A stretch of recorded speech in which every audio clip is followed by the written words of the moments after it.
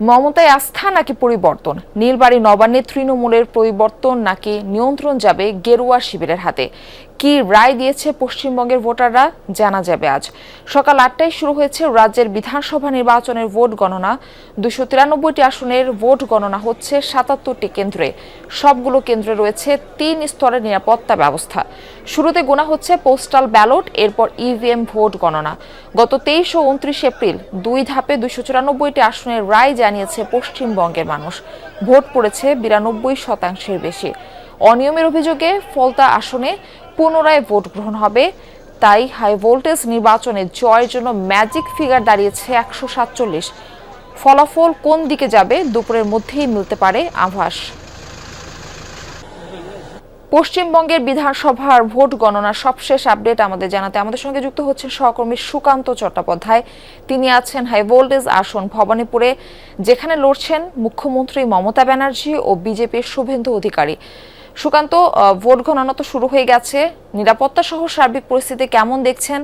কখন নাগাদ পূর্ণাঙ্গ ফল পাওয়া যেতে পারে? দেখুন মার্ফি, মাত্র ১৭ মিনিট হয়েছে এই ভোট গণনা শুরু হয়েছে। প্রথমে গণনা হবে যে ব্যালট পেপার, সেগুলি অর্থাৎ পোস্টাল ব্যালট। তারপরে কিন্তু ইভিএম এ ঢুকবে কমিশনের লোকজন, ইভিএম গোনার কাজ শুরু করবে।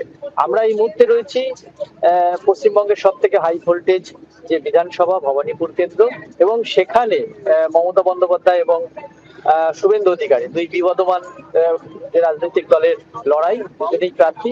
আমরা সেই কাউন্টিং হচ্ছে বালিগঞ্জে, অর্থাৎ শেখাওয়াত মেমোরিয়াল হাই স্কুলে। আমরা সেখানে রয়েছি। আমরা একবার আমার ক্যামেরা পার্সনকে বলবো যে কি নিরাপত্তা বলয় তৈরি করা হয়েছে গোটা এলাকা জুড়ে এই কাউন্টিং অর্থাৎ শেখাওয়াত মেমোরিয়াল হাই স্কুলকে ঘিরে, সেটা একবার পরিদর্শন করা দেবো। এবং শুধু ত্রিস্তরীয় নিরাপত্তা বলয় কিন্তু এখানে তৈরি করা হয়েছে। প্রথমে সিআরপিএফ এবং আধা সেনা যারা রয়েছে, তারপরে কলকাতা পুলিশ। এই ত্রিস্তরীয় যে নিরাপত্তা বলয়, সেই বলয়ের পরেই কিন্তু হচ্ছে মূল যে স্কুল, যেখানে ভেতরে ইভিএম কাউন্টিং হচ্ছে, সেই ফটক।